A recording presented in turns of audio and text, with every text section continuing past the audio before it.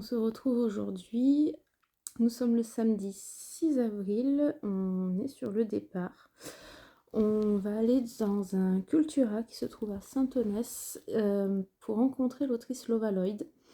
Lova Lloyd, pour ceux qui ne la connaissent pas, c'est une autrice donc spécialisée dans les livres historiques, les romans historiques. Sa spécialité, je crois que c'est la Régence anglaise. Là, elle a écrit une trilogie donc sur des personnages ayant vraiment existé. Le premier tome s'appelle Black Lady, le deuxième s'appelle Young Lady et le troisième s'appelle Grand Lady.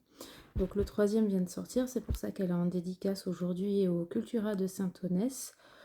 Ce sont des livres qui me font très envie depuis très longtemps, mais je n'ai toujours pas acheté le premier, donc aujourd'hui je vais faire une pierre deux coups, je vais acheter le premier et me le faire dédicacer par Lova Lloyd.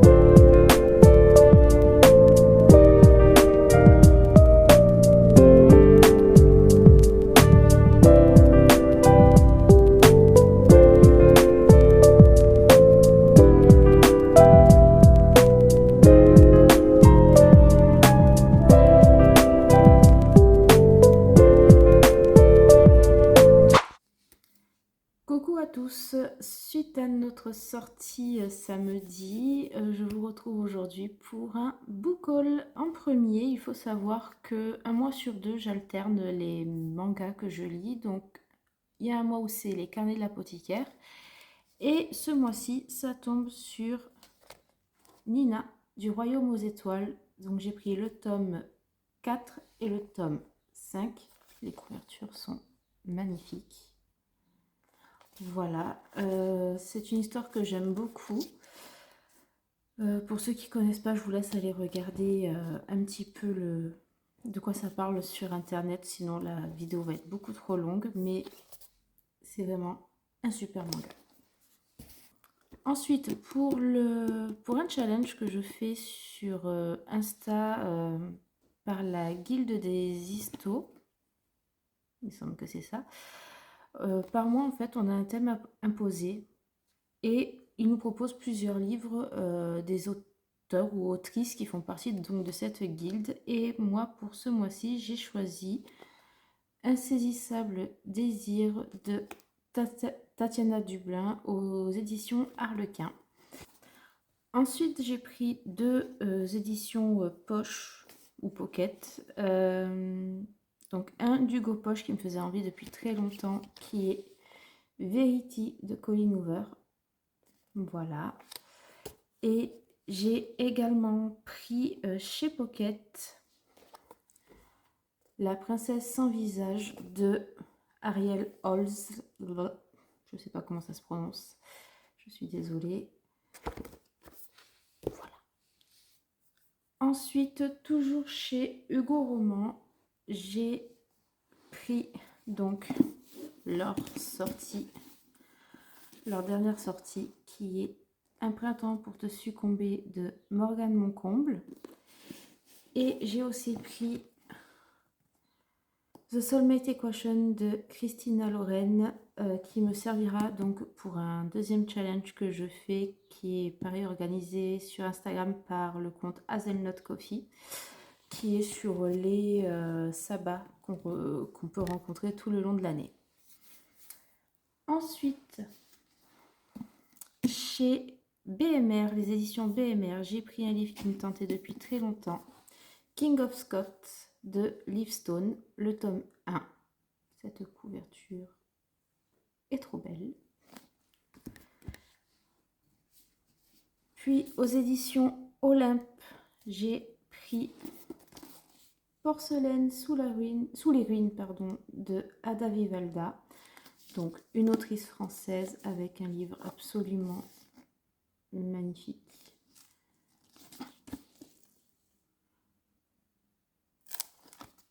Voilà. Aux éditions Sabran, j'ai pris une de leurs dernières sorties qui est La promise au visage de fleurs de Roshani Chokshi. Voilà. Donc, suite à ma rencontre avec Lovaloid à Saint-Onès, au Cultura de Saint-Onès samedi, je lui ai donc pris son premier de cette trilogie Black Lady aux éditions HEA. Et il est donc dédicacé. Je le trouve magnifique, même à l'intérieur. Voilà. Ensuite, j'ai pris aux éditions Charleston La dernière allumette de Marie Vareille. Alors, honte à moi, je ne connais pas encore cette autrice, mais apparemment c'est une autrice qui est très très bien, qui a écrit Le syndrome du spaghetti, La vie rêvée des chaussettes orphelines, ainsi Gèle les bulles de savon. Apparemment c'est plutôt pas mal, donc j'ai hâte de le découvrir. Et enfin,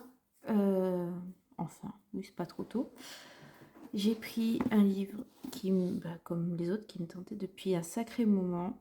C'est aux éditions Flammarion. C'est un tome 1 encore. Dead Garden de Cassandra O'Donnell. Le tome 1 qui s'appelle L'héritière. Et ce petit dessin qui est magnifique.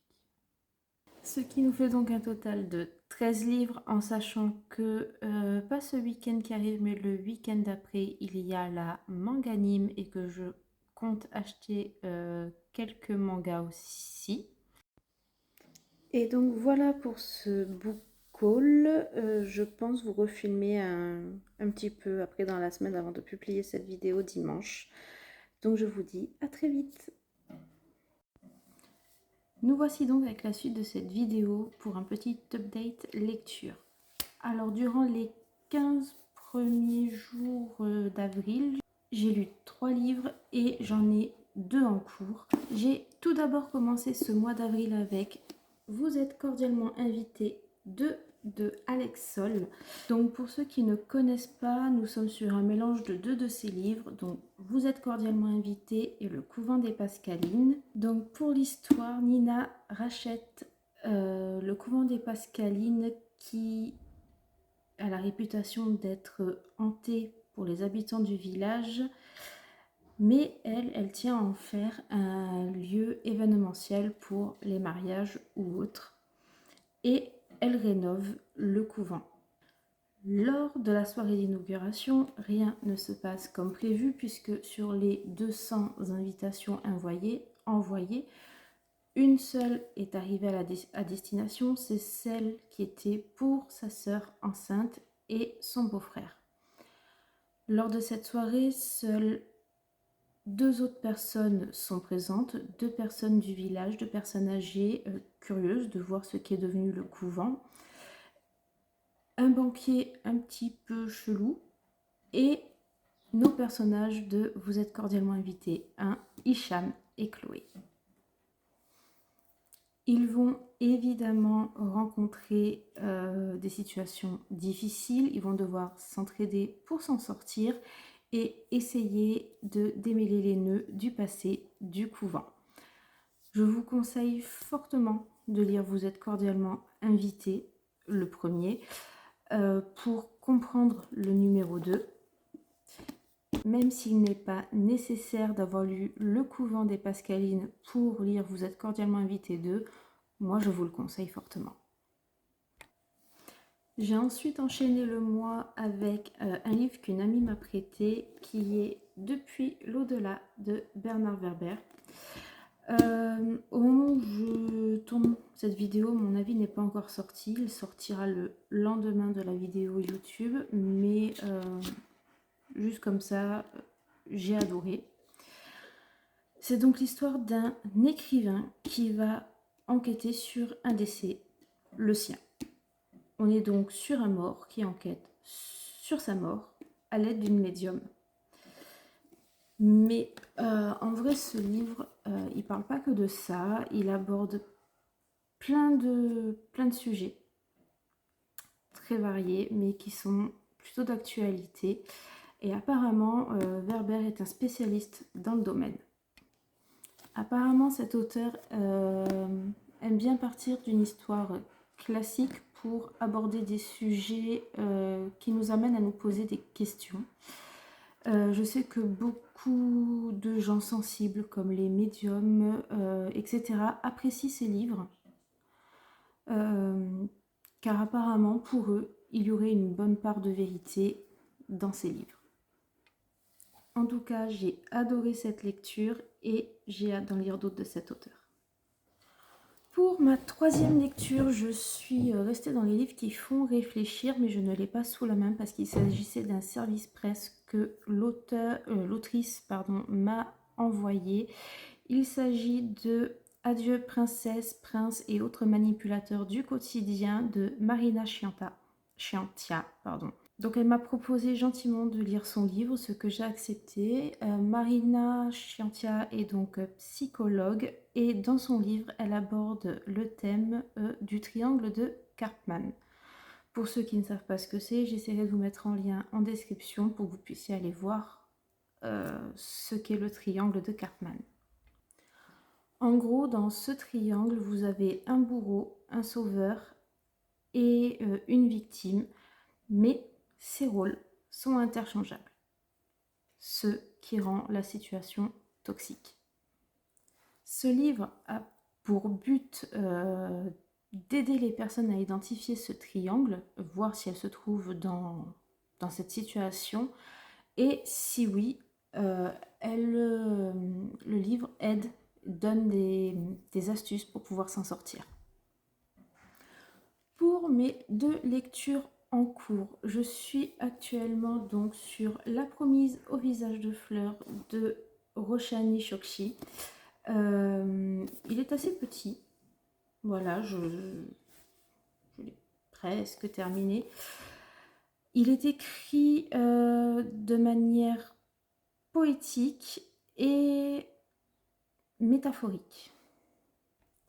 N'étant pas encore arrivé à la toute fin du livre, je ne sais pas trop encore où on veut nous mener, mais on y va, ça c'est sûr. Il n'en reste pas moins très plaisant à lire. Et enfin, le deuxième livre que je suis en train de lire et qui est en lecture commune est Belladonna d'Adaline Grace. Je l'adore, j'aime beaucoup. Pareil, c'est une lecture en cours, donc je ne sais pas comment ça se termine. Mais le mélange mystère, pouvoir, fantôme, tout ça, ça fonctionne en général plutôt très bien sur moi. Je pense que je vous en reparlerai dans la vidéo de la fin du mois. Voilà donc pour ce bilan de mi-mois, de mi-avril. Je voulais également vous dire que je suis en train d'organiser un concours sur Insta pour fêter mes 500 abonnés et plus. Si vous voulez y participer, je vous donne rendez-vous donc sur mon compte Plume et Bouquin sur Instagram. Et voilà, je vous dis à bientôt pour une prochaine vidéo. À plus!